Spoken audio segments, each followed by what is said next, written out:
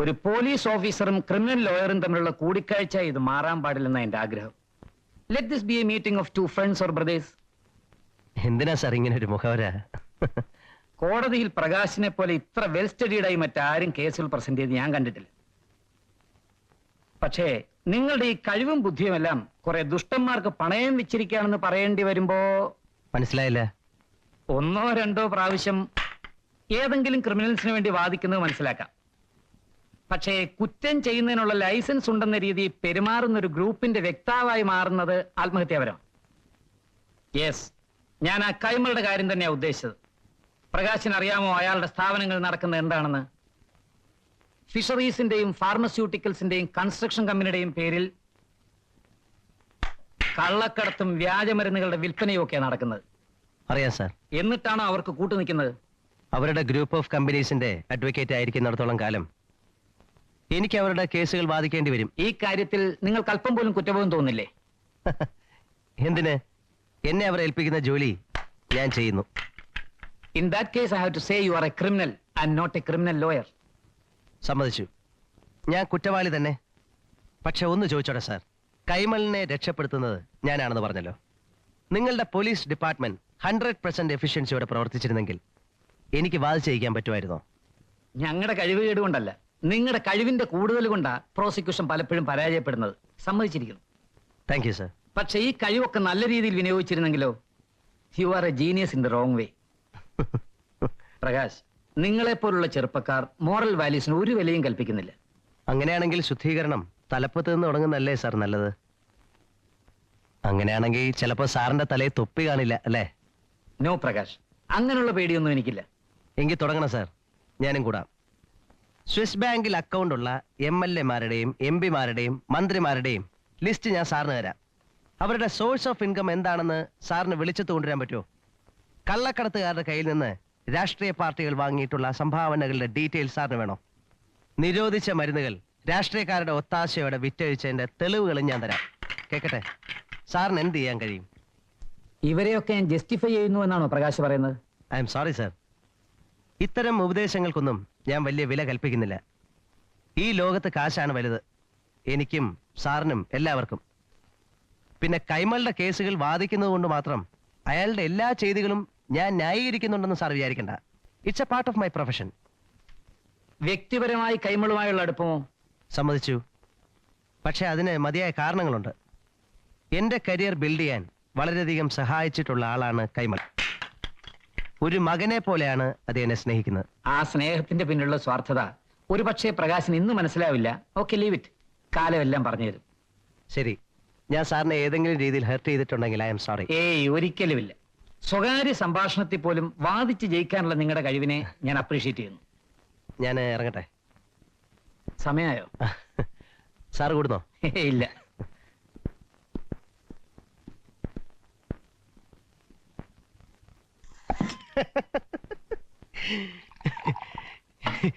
ഇവനുണ്ടല്ലോ, ഇവ സ്ഥിരമായിട്ട് കള്ളസാക്ഷി പറയുന്ന ഒരുത്തനായിരുന്നു. ഞാൻ ഇങ്ങനെ ഒരു ചോദ്യം ചോദിക്കുമെന്ന് പുള്ളി പ്രതീക്ഷിച്ചില്ല. എന്റെ ഈ ചോദ്യം കേട്ടതും അവൻ നെർവസായി. സത്യം പറഞ്ഞ അവൻ മുണ്ടിനകത്തോളം മൂത്രം ഒഴിച്ചു. ഇത് പറഞ്ഞപ്പോഴാ എനിക്കൊന്ന് മൂത്രം ഒഴിക്കണം. എന്താടേ, ബോറടിച്ചോ? ടിവിയിൽ നല്ലൊരു പ്രോഗ്രാം. എന്റെ പൊന്നാശാനെ, അത് ഓൺ ചെയ്യല്ലേ. മനുഷ്യനെ ഇത്രയും ബോറടിപ്പിക്കുന്ന ഒരു സാധനം. ഇഡിയറ്റ് ബോക്സ് എന്ന് അതിന് പേരിട്ടവനെ സമ്മതിക്കണം. അല്ല സാർ, ഇന്ന് കുമാരി രാധികയുടെ നല്ലൊരു ലളിതഗാനമുണ്ട്. ഓ, അത് ശരി, പാട്ടും കൂടാണോ? ഒരൊറ്റ ഒരെണ്ണത്തിന് പാടാനും അറിയില്ല, ഒറ്റ ഒരെണ്ണത്തിന്റെ സ്വരസാനവും ശരിയല്ല. അല്ല, നല്ല ശാരീരമുള്ള ഒരു... നല്ല ശരീരം ഉള്ളത്, അല്ലാതെ ശരീരമല്ല, നല്ല ശരീരം. ഇത് ഇവന്മാരുടെ സ്ഥിരം പരിപാടിയാണ്. അല്ല, സാറിന് ഇഷ്ടമല്ലെന്ന് പറഞ്ഞിട്ട്? ഇപ്പോഴും ഇഷ്ടമല്ല. ഇതാര് പാടിയത്? രാധിക. ആര്? രാധിക. പോരാ, അവളുടെ ശ്യാമമേഹം പോരാ. ഞാൻ കേട്ടാ ഇവിടെ. Okay, good night. Good night. ഞാൻ ഡ്രോപ്പ് ചെയ്യണം? വേണ്ട. Okay, good night. Good night.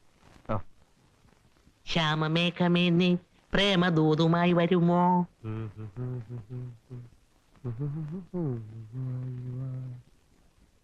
ശ്യാമമേഘമേ നീ സ്നേഹദൂതുമായി വാ.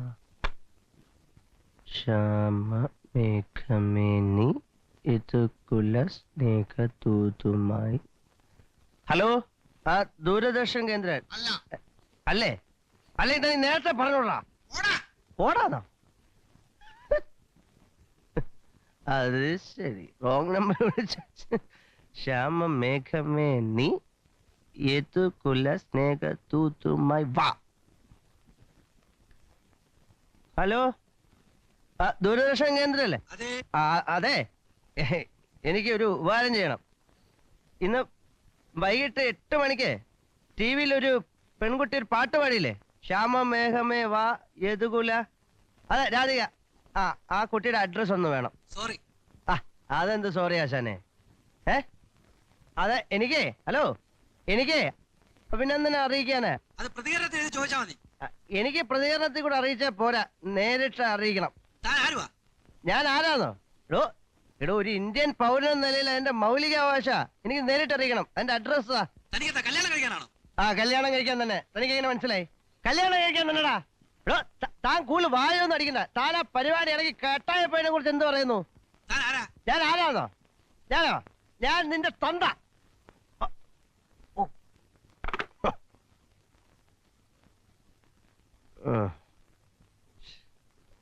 വളരെ മോശമായിപ്പോയി.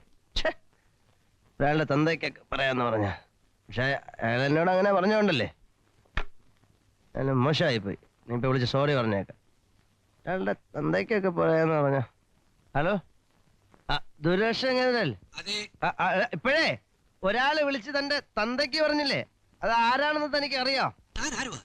ഞാനോ? ഞാൻ തന്നെയാ തന്തയ്ക്ക് വിളിച്ച ആള്. ഞാൻ നിന്റെ തന്തയാടാ, തന്ത. അയ്യോ, ഒരാളുടെ തന്തയ്ക്ക് പറഞ്ഞു. എന്തൊരു ആശ്വാസം. അതാണമ്മേ അതിന്റെ കാര്യം. നമ്മൾ എത്ര വിചാരിച്ചാലും നന്നാവില്ല. പഠിച്ചല്ലേ പാടുള്ളൂ. ചായ. ഡോക്ടർ KS മേനോന്റെ മോളാ. ആരെ? ഇന്നലെ രാത്രി ദൂരദർശൻകാർക്ക് ഫോൺ ചെയ്ത് ചോദിച്ചില്ലേ ആ കുട്ടിയുടെ അഡ്രസ്? ഗിരിനഗറിലാ താമസം.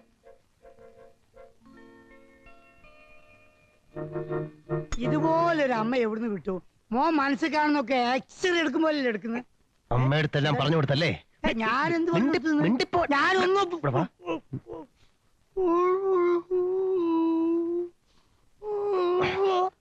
അമ്മയടുത്ത് പറഞ്ഞു കൊടുത്തല്ലേ? ഈശോനാണ് അയ്യപ്പനോട് സത്യം ഞാനൊന്നും പറഞ്ഞു. പിന്നെ അവിടെ സംസാരിച്ചോണ്ടിരുന്നോ?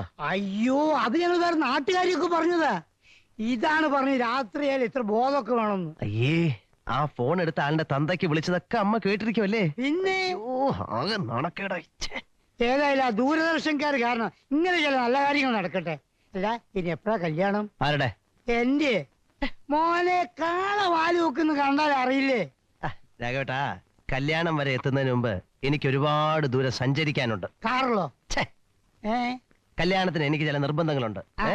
അതൊരു പ്രേമ വിവാഹമായിരിക്കണം. ഒരു കുട്ടിയെ കാണുക, അതുമായി ഇഷ്ടത്തിലാകുക, അമ്മയില്ല പരസ്പരം അറിയുക, പിന്നെ നുറുങ്ങ് പരിഭവങ്ങൾ, പിണക്കങ്ങൾ, ഇണക്കങ്ങൾ, ഇതിന്റെയൊക്കെ ഒരു ത്രിൽ അറിഞ്ഞതിന് ശേഷം മാത്രമേ ഞാൻ വിവാഹം കഴിക്കൂ. മതിയെന്നേ. പക്ഷെ അതിനു മുമ്പ് ആദ്യം കുട്ടിക്ക് എന്നെ ഇഷ്ടമാണോന്ന് അറിയണമല്ലോ. അതിനൊക്കെ വഴിയുണ്ടെന്നേ. എങ്ങനെ? അതിനൊക്കെ വഴിയുണ്ടെന്ന്. ഞാനില്ല ഇവിടെ അടി വെച്ചു.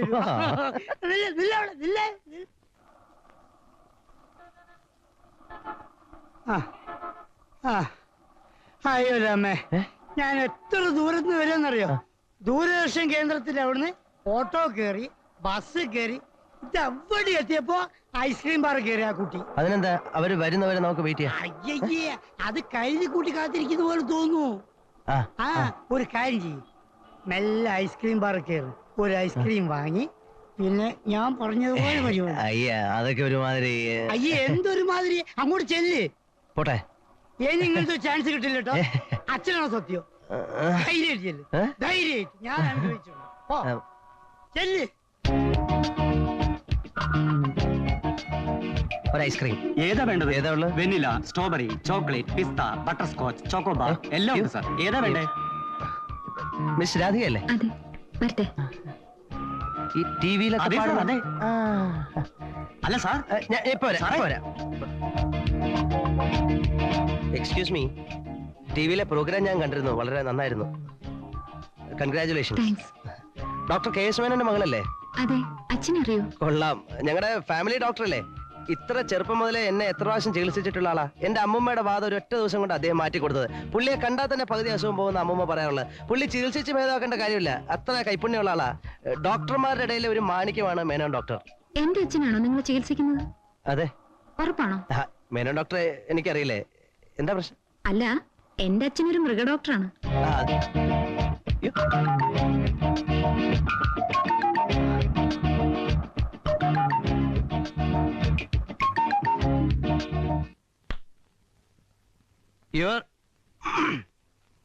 യുവർ ഓണർ, പൂമംഗലം തറവാട്ടിലെ ഒരു അംഗവും സ്ഥലത്തെ പ്രമുഖ മൃഗ ഡോക്ടറുമായ ഡോക്ടർ KS മേനോന്റെ മകൾ രാധികയെ പ്രേമിച്ചു എന്നതാണ് ഈ ഉള്ളവന്റെ മേൽ ചുമത്തപ്പെട്ടിരിക്കുന്ന കുറ്റം. ഈ കുട്ടിയോട് തന്നെ പ്രേമം തോന്നാനുള്ള കാരണമുണ്ട്.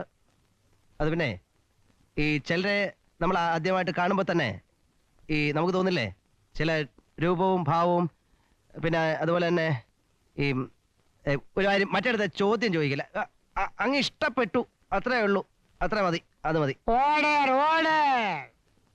കോടതിയോട് കുറച്ച് ബഹുമാനത്തോടെ പെരുമാറണം.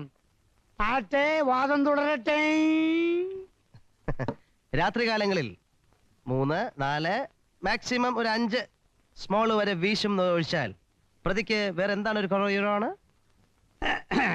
മേപ്പടിയാൻ ചില അവസരങ്ങളിൽ അടിച്ചു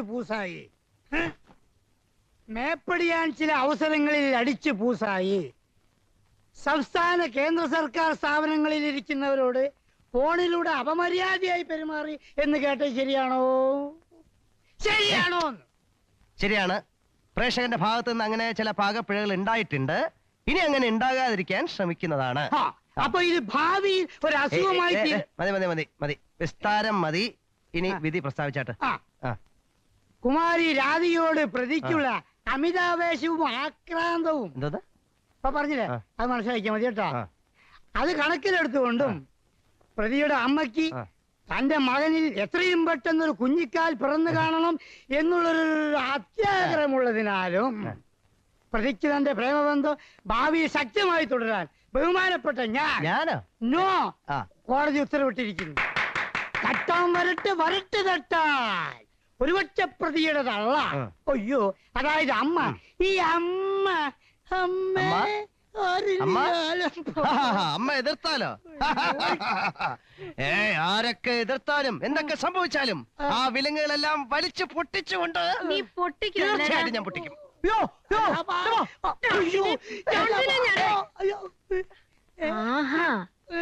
നീയാണ് എന്റെ കണ്ണാടി ചീത്തയാക്കുന്നല്ലേ?